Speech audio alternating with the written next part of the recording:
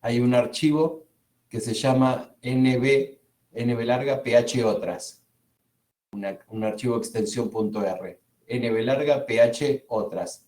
Abran ese archivo de extensión .r.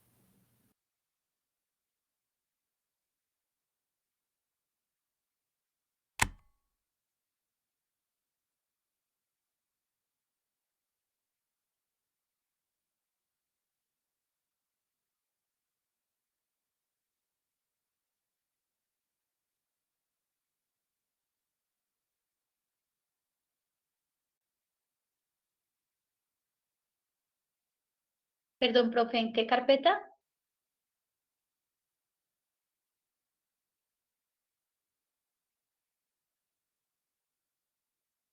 La carpeta día 4, la de hoy.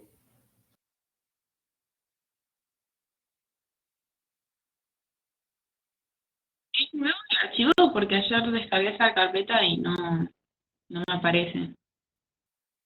Claro, pero yo modifiqué cosas ayer, por eso fíjate en... Sí, descargo de nuevo. Ahí va.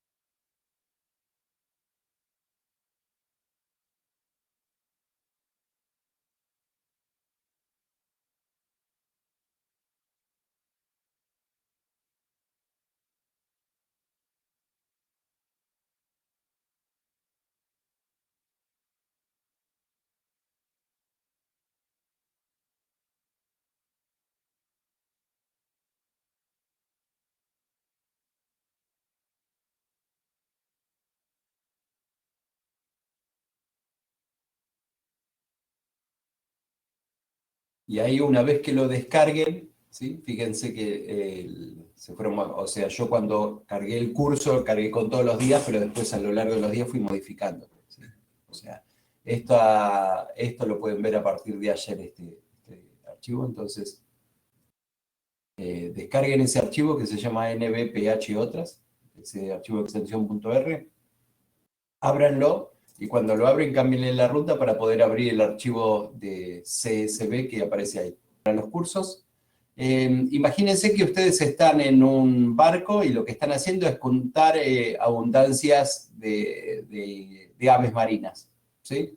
Entonces, lo que quieren hacer ustedes es modelar esa abundancia de aves marinas en cada vez que en determinado momento o en determinada maniobra que hace el barco, ustedes contabilizan la cantidad de individuos que ven en ese momento, ¿sí? Entonces, esa es mi variable respuesta en lo que yo quiero analizar, la cantidad de individuos, ¿sí? Es un conteo, es un número entero, una variable discreta. ¿Ok? ¿Cuáles son las variables predictoras? En este caso, supónganse que ustedes hacen esto a lo largo del año y tienen 4 estaciones del año, ¿sí? Otoño, invierno, primavera, verano.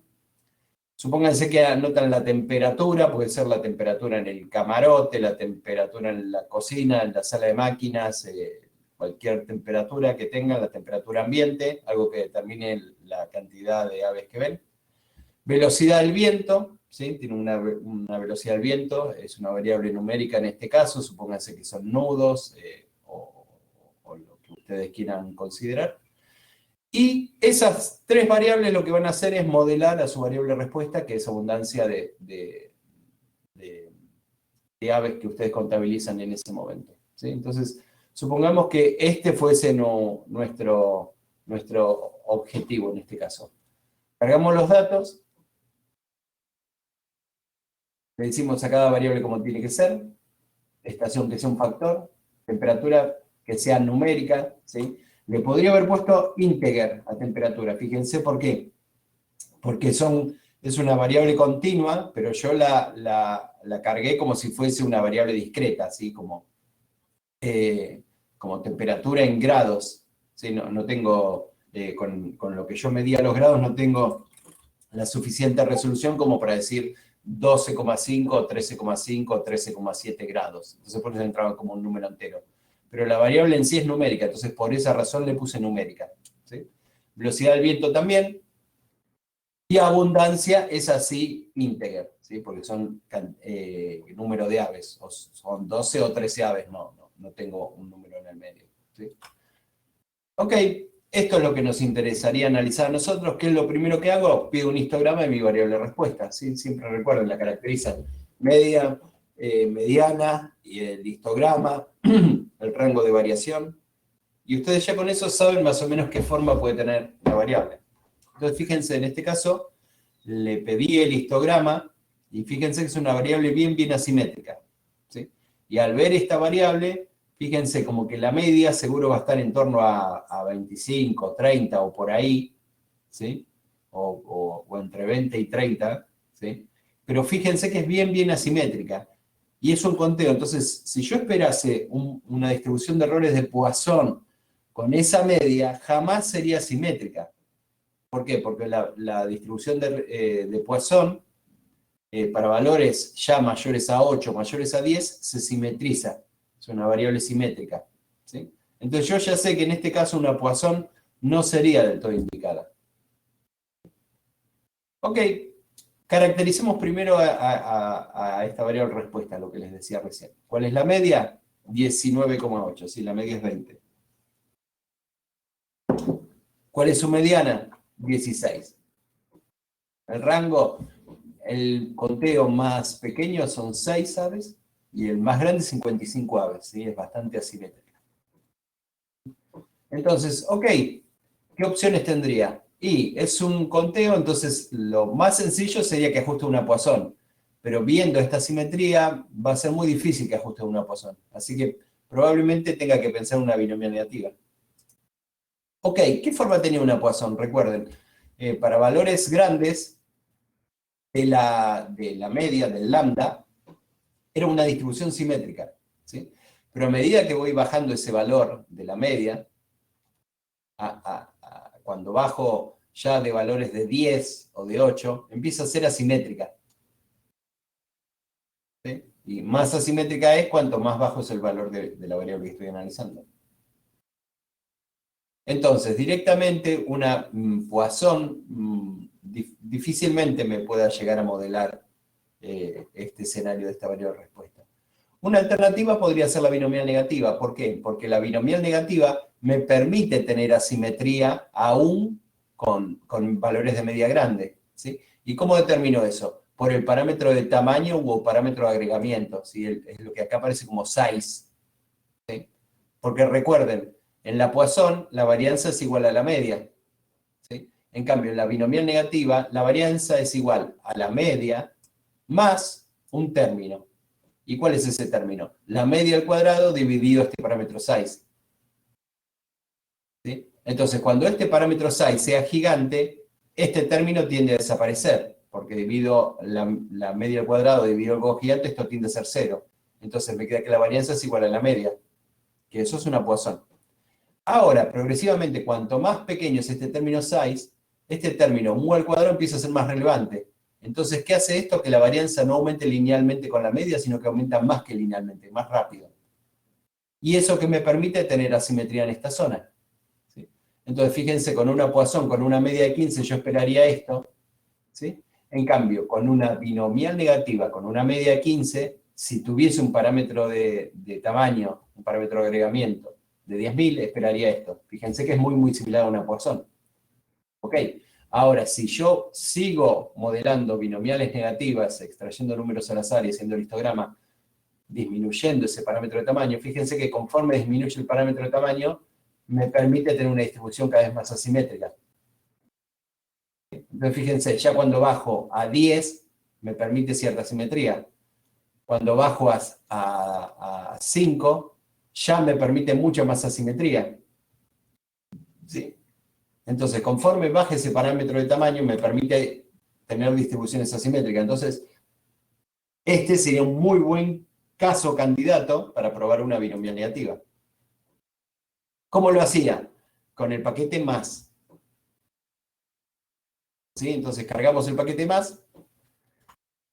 ¿Y con qué función lo hacía? Con una función que se llama fitDister, ¿sí? ¿Qué es lo que hace esa función? Me dice, dado mi set de datos que yo tenga que el informe me dice cuáles serían los parámetros que describirían a esa función, dado que se corresponde con esa distribución. Entonces, por ejemplo, en la línea 56 le digo, ok, si esta variable respuesta, que se llama abundancia otras, que se ubica en el set de datos que es tabla, ¿sí?, fuese una Poisson, ¿con qué parámetros lo describiría? Entonces, fíjense, envío eso y me da el lambda de la Poisson y su error estándar. Esto no es otra cosa que la media, lo que habíamos calculado antes. ¿Ok? Ahora, si esta variable en la línea 62 fuese no una Poisson, sino una binomial negativa, ¿con qué datos las describiría? Entonces, fíjense, si esto fuese obviamente el parámetro de la media va a ser el mismo, ¿sí? 19,8. Pero lo que tengo que ponerle un ojo acá es el parámetro de size, ¿sí? Si esto no fuese una binomial negativa y fuese una Poisson, este parámetro size sería enorme, ¿sí? Sería como vimos antes, 10.000, 1.000, 100.000. Ahora, si esto fuese una binomial negativa, ese parámetro sería un valor bajo. Y fíjense que el parámetro size es 4,7. ¿Qué me dice esto? Esto no lo vas a poder modelar con una Poisson seguramente. ¿Por qué? Porque esto es una binomial negativa. Una Poisson no te permite modelar esa asimetría que tenés. Ok, juguemos un poquito con los gráficos entonces. Supongamos que yo hago una simulación de datos al azar y extraigo 10.000 datos al azar de una distribución Poisson teórica con esta media, ¿sí?, con la de mi variable, que es 19,83. ¿Para qué hago eso? Para compararlo con el histograma de mi variable, para entender a qué se ven esas diferencias. Entonces, fíjense, si esto fuese originado por una Poisson, yo esperaría tener esta distribución. La línea 68, ¿qué esperaría yo si extraigo 10.000 datos al azar bajo una distribución binomial negativa? ¿Qué distribución binomial negativa? Una que tiene esta media, 19,8, y este parámetro de tamaño. Entonces, fíjense que esto me permite tomar esa simetría, ¿sí? ¿Y esto contra qué es lo que tengo que comparar? Con lo que quiero modelar, ¿sí?, que es lo que está en la línea 69, mi histograma, ¿sí? Entonces, fíjense, la Poisson es totalmente diferente, ¿sí?, varía más o menos entre 5 y 35, y es simétrica, ¿sí? Pero mi histograma, en realidad, varía más o menos entre 5 y 55, y es totalmente asimétrico. Entonces, seguro que no se corresponde totalmente con una binomial negativa, ok, pero una binomial negativa va a ser mucho más útil para modelar esta variable y los errores derivados del ajuste del modelo que una Poisson. ¿Se entiende? Entonces, por esto era que veíamos qué forma tiene cada una de las distribuciones ayer y anteayer, como para conocer cuáles son las distribuciones y bajo qué escenario podemos elegir una distribución u otra. ¿Sí? Entonces, en el caso de ayer, con los picotazos de los cormoranes, la distribución podía estar modelada por una Poisson, la variable de respuesta. Entonces, seguramente los errores no iban a estar tan imperfectamente generados con ese modelo que yo proponía. Ahora, en este caso, muy probablemente los errores tengan problemas si yo ajusto una Poisson, ¿sí? Entonces, bueno, vamos adelante a ver qué nos dice el modelo. Fíjense en la línea 75. Corro mi modelo como una Poisson. Siempre empezamos por lo más simple. Si lo más simple no sirve, ahí pasamos a otro escenario. Pero tratemos de hacerlo como una Poisson. Corremos en la línea 75 nuestro modelo, que estamos modelando con un GLM con distribución de errores de Poisson, a la variable abundancia otras. Y supónganse que a mí el modelo que me interesa es este, es estación por velocidad del viento más temperatura, ¿sí? ¿Cómo sería otra forma de redactar ese modelo? Sería estación más velocidad del viento más temperatura más estación, dos puntos, velocidad del viento, ¿sí? Es lo que estuvimos haciendo estos días. Entonces, ¿qué es lo que tengo ahí? Tengo tres variables y tengo una interacción, solo una, entre estación y velocidad del viento. Corre ese modelo, le pido el resumen. Fíjense, es como todo importantísimo, es todo relevante, todo con muchas estrellas. parece que hay diferencia entre todos los niveles y también la interacción es significativa. ¿Sí? Y fíjense que parece que el modelo explica bastante, porque tengo como una desvianza nula de casi 1500 y la desvianza residual me lo baja casi a 1000. O sea, el modelo es como que explica el 30%. Ok. No. Sí, dale. Te hago una pregunta, por ahí lo vieron el martes. ¿Qué significa en sí, o sea, los asteriscos de significancia al lado de cada coeficiente? Fíjate que está abajo de la tabla. Sí, pero digo, ¿es importante ver eso? Y en realidad, si ya sabés mirar p-valores, el asterisco no tiene sentido. Es como una forma rápida de identificar las significancias, pero lo que vos mirás es el p-valor. Entonces, como que el asterisco no... Te sirve como ayuda visual para identificar rápidamente, pero abajo tenés las codificaciones, si lo que vos mirás es el p-valor. Bien, en este caso dieron todas, pero los otros ejemplos que estamos viendo no daban todas, por eso. Claro, después, pero... después no sé si llegan a ser el modelo, digamos, a lo último. Tal vez la que tenía asterisco se van, a eso me refiero. Claro, no, pero por eso como que no importa si tiene o no asterisco, como que ya Claro. Directamente eso es como una ayuda visual para mirar rápidamente el modelo, pero nosotros ya siempre miramos los p-valores, como que no importa si tiene un asterisco o dos asteriscos, lo que nos interesa es que sea un p de 0.032, ya miramos el valor preciso, ¿sí? Así que Claro. como que no le den mayor importancia a eso. Bien. Entonces, ¿qué pedimos ahora? Los gráficos diagnósticos. ¿Sí? Al pedir los gráficos diagnósticos, extraemos 4 gráficos. ¿Sí? Entonces, fíjense, ahora el primer gráfico es parecido a una nube de puntos, no está tan mal, pero fíjense que tenemos residuos grandes en la parte central. ¿Sí? Los casos 64, 133 y 205 es como que tienen un valor esperado mucho mayor a lo predicho. ¿Sí? Pero a pesar de eso, la línea central está bastante conservada. Fíjense, la línea roja que me indica la tendencia general no es mala. O sea, el modelo por este lado no tiene un mal ajuste. El qqplot ya sí me indica como problemas de ajuste para muchos puntos en esta parte superior, donde tengo un valor predicho mayor al esperado por la distribución, y lo mismo en esta parte inicial. ¿Sí? Ahora, cuando miro los residuos estandarizados, que están absolutizados, ¿sí? Ya no positivo y negativo, lo que veo es que ahora sí es como que para valores extremos pequeños y grandes, es como que tengo unos residuos menores a los que tengo en la parte central. En la parte central tengo un mayor residuo, tengo un mayor error de predicción. ¿Sí? Entonces este gráfico no es tan lindo. Y sobre todo, ahora fíjense que les aparece el de distancias de Cook. ¿Sí? Es como que en general el muestreo está bien, pero hay puntos como el 64, el 52 y sobre todo el 5 que son influyentes. ¿Sí? Entonces este gráfico es como que me está más... Este y el anterior me están diciendo, ojo que acá puede haber un problema. ¿Sí? Ok. ¿Qué tenemos que hacer? Evaluar sobre dispersión.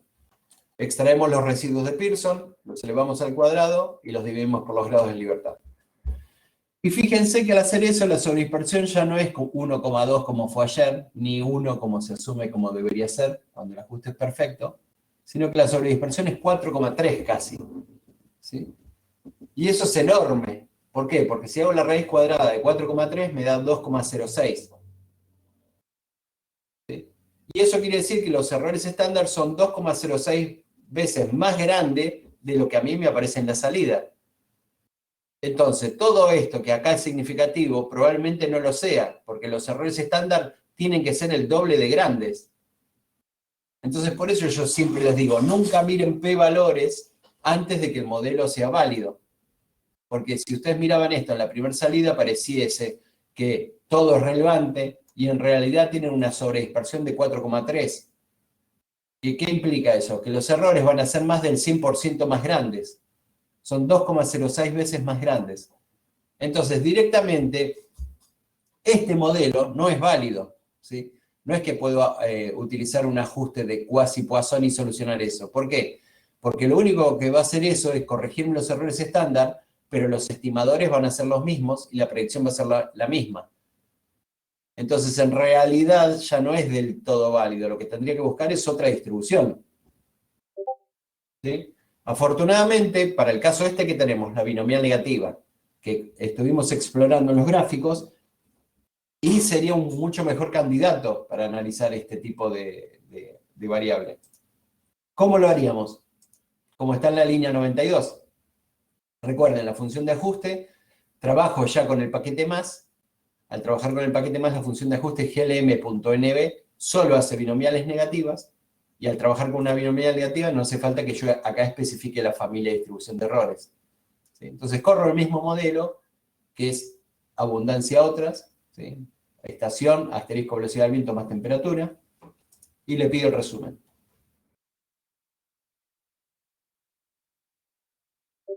Entonces, fíjense cómo cambió a Juan que miraba las estrellitas, mira ahora las estrellitas. Fíjate cómo todo eso que era terriblemente significativo, hay muchas, ya tenemos niveles que son no significativos, y algunos son marginalmente significativos. ¿Sí? Ya tienen un p-valor cercano a 0,5, entre 0,1 y 0,5. ¿Sí? Entonces, esto es totalmente diferente al escenario que teníamos antes. Y más allá de eso, miren los estimadores de uno y otro modelo. ¿Sí? Fíjense que ya cambiaron los valores de los estimadores. Y si cambian los valores de los estimadores, algunos no en una forma no menor, ¿sí? Si cambian los valores de los estimadores, cambia la predicción.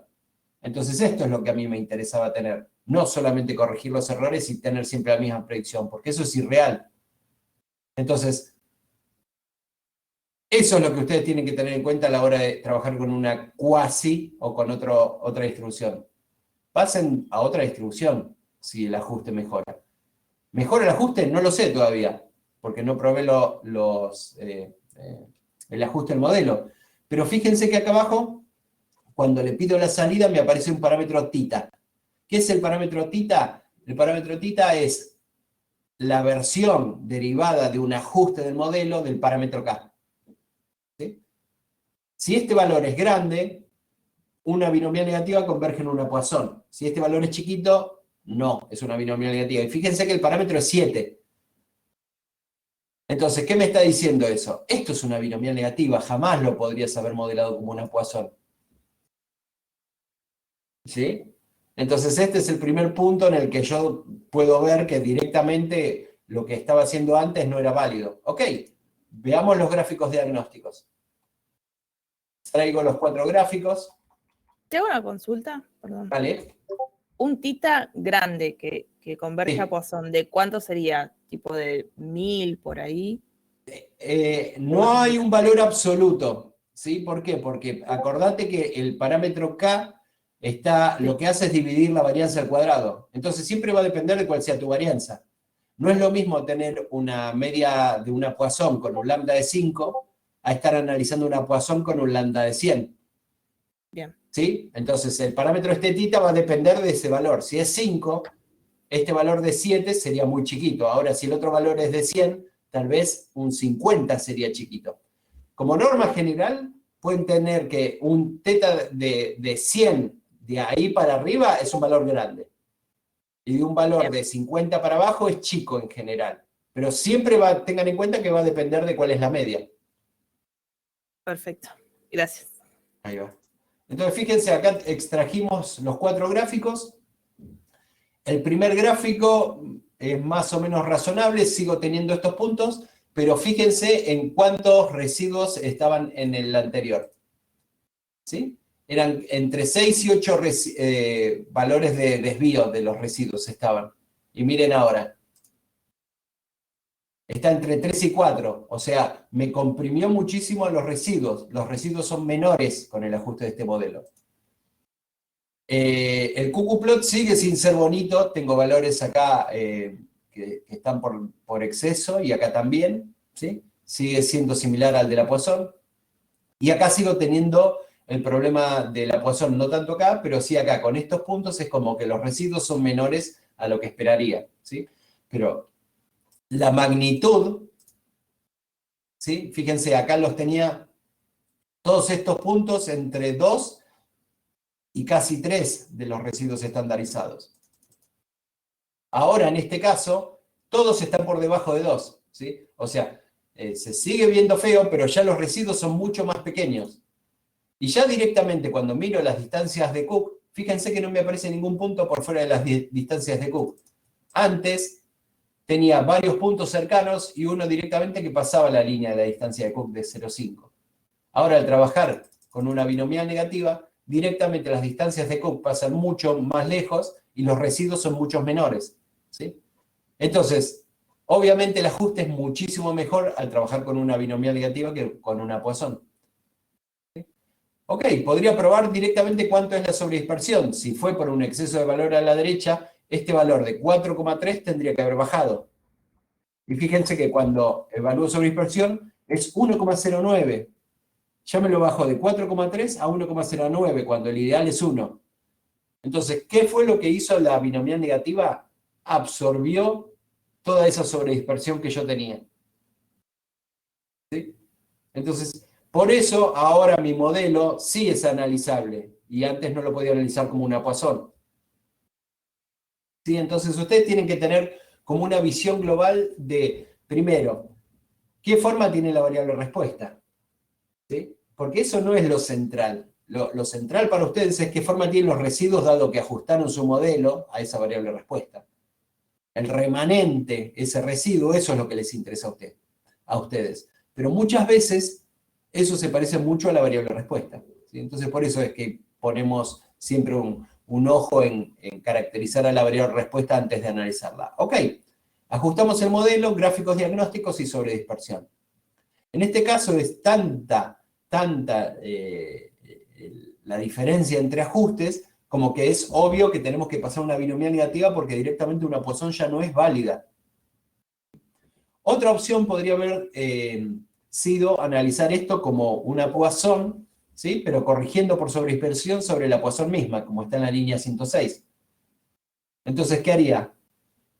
Tomaría esto como una Poisson, pero con un ajuste de cuasi Poisson, ¿sí? Estaría haciendo un modelo de lineal generalizado con distribución de errores Poisson, pero derivando una función de varianza específica de los datos, ¿sí? O sea, modelando sobredispersión a partir de los datos.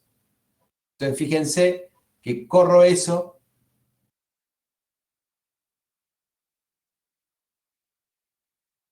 y ahí incorporo cuál es el valor de sobredispersión, ¿sí? Que es el que había calculado a mano. Bueno, ahora lo hizo automáticamente 4,3. Pero ahora, tómense 2 o 3 minutitos y comparen las 3 salidas de los 3 análisis, ¿sí? Lo que está en la línea 107 a 109. El modelo analizado como una Poisson, el modelo analizado como una cuasi Poisson y el modelo analizado como una binomial negativa.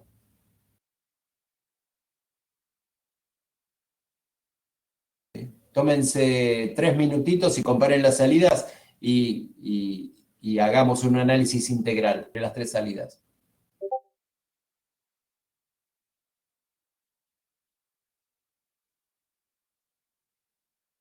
El de la Poisson y el de la cuasi Poisson son iguales, por ejemplo.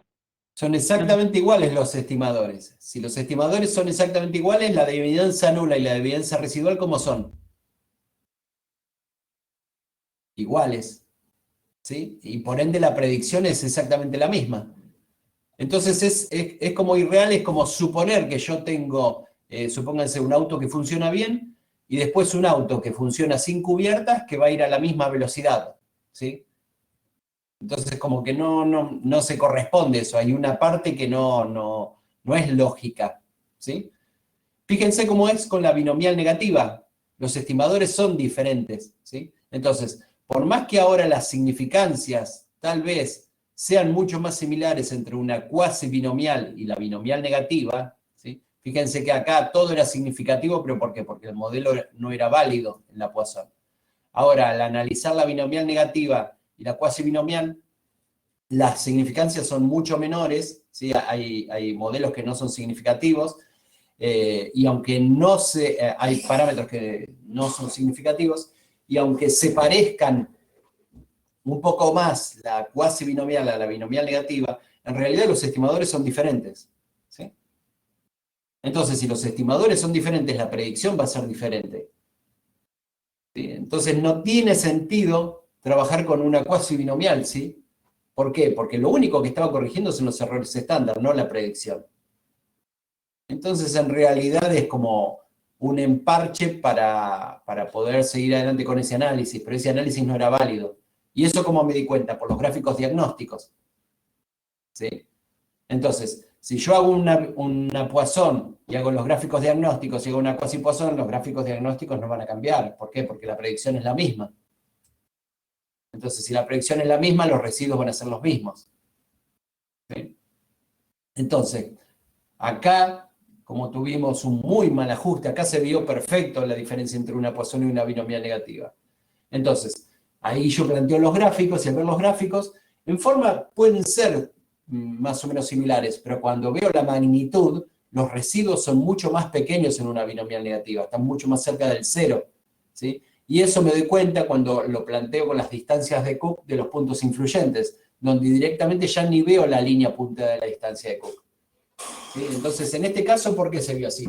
Porque esto sí era una binomial negativa, que fíjense que el parámetro θ es un parámetro de 7.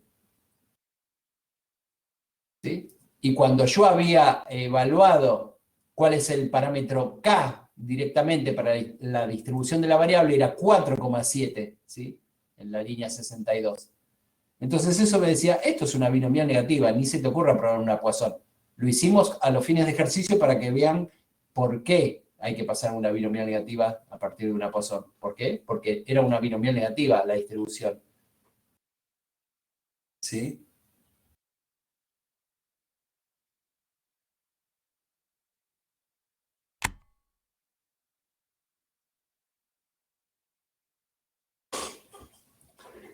Entonces, fíjense, en este caso lo tendríamos que seguir analizando como hicimos todo el resto de los análisis para las distribuciones. Planteamos nuestro modelo global, nos fijamos con los gráficos y con sobredispersión que sea apto, y una vez que es apto, ahí empezamos a simplificar orden decreciente de complejidad y de p-valor, hasta llegar al mínimo adecuado, sacamos las conclusiones, reportamos la variabilidad explicada, presentamos un gráfico, y se terminó el análisis. ¿Sí? Entonces, fíjense, este es un caso que quería mostrarles, donde directamente la Poisson no es válida, y eso se ve a través de los gráficos diagnósticos y sobredispersión. ¿Sí? Entonces, si yo utilizo un ajuste de cuasi, sí, está bien, estoy modelando la sobredispersión, ok, pero el modelo, el ajuste es el mismo, los gráficos van a ser los mismos, entonces no es válido. ¿Sí? La alternativa es pasar una binomial negativa.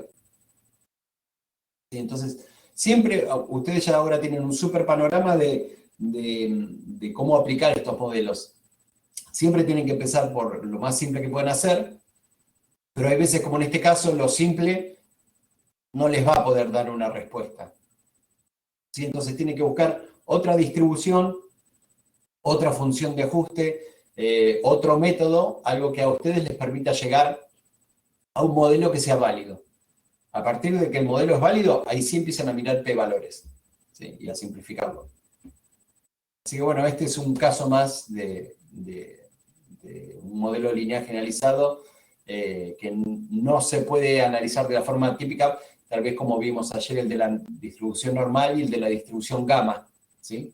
Que también era por algo similar, que tenía un exceso de variación en algunos datos dentro del muestreo, ¿sí? Entonces, una pregunta. Yo acá me sí. pregunta.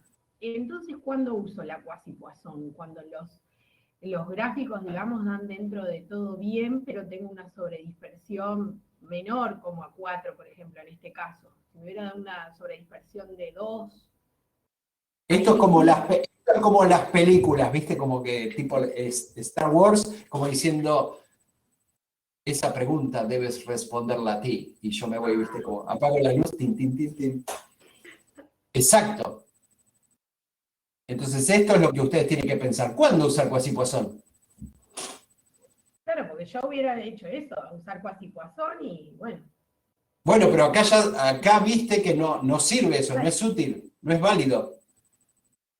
Claro, y ahí directamente pasas una binomial negativa. Si tenés la opción, claro.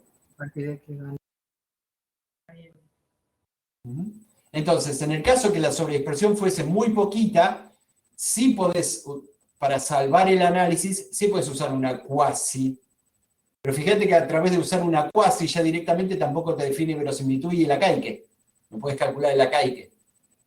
No me Entonces arregla nada. directamente pasás a otra distribución. Si tenés otra distribución, pasás a otra distribución como la binomial negativa.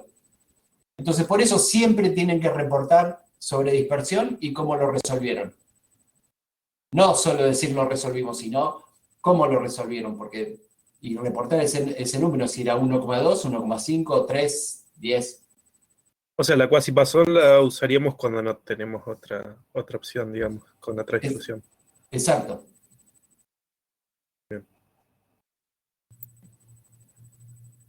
Y otra consulta. ¿Qué pasa si, por ejemplo, como en el caso de recién, que tenías una sobredispersión, creo que era de 4 y algo, suponete que vos tenés la opción de usar binomial negativa, como en este caso, y lo usás, pero esa sobredispersión baja, disminuye, pero no disminuye tanto que sigue siendo significativa. O sea, por ejemplo, no sé, te da valor cercano a 2, no sé, suponete. ¿Qué te estaría diciendo eso? Que la varianza de tus datos o de los residuales sería mayor a la función a la cual vos querés ajustar. Exacto. Entonces lo que tenés que buscar, ahí la binomial negativa tampoco sería válida. Lo que tenés que buscar es qué es lo que te genera la falta de ajuste. Entonces tenés que buscar una distribución que se corresponda con tus errores. Entonces la binomial negativa tampoco es una opción, tenés que buscar otra alternativa. Tenés que ver cómo es tu variable y por qué se da esa falta de ajuste. Entonces, la binomial negativa te va a resolver muy bien el ajuste siempre que tengas un exceso de variación. ¿Por qué? Porque la binomial negativa tiene algo maravilloso, que es que tiene un parámetro que exclusivamente te modela el exceso de variación. Este parámetro K puede tomar valores, cualquier valor. Cuanto más te acerques a valores pequeños, o sea, si te acercas a un valor de 2, de 1, la sobredispersión te la modela de una forma, pero terrible. Entonces te puede modelar cualquier exceso de variación que tengas por una cola pesada a la derecha. Ahora, si la falta de ajuste es por ceros, o por algo que tengas a la izquierda, o por algo que tengas en el medio, que no puedas modelar bien, la binomial negativa no te lo va a poder resolver. Entonces ahí tenés que recurrir a otro análisis. O inflado en ceros, o binomial negativa inflada en ceros, modelo de Bayes. Genial, listo. Buenísimo. Eso lo vamos a ver la semana que viene. De una, de una. ¿Sí? Entonces fíjense, ya con esto, ahora sí, cerramos la parte de que yo les cuento cosas. A partir de ahora ustedes me van a contar cosas a mí. Así que fíjense cómo tenemos un panorama. Ya salimos del supuesto de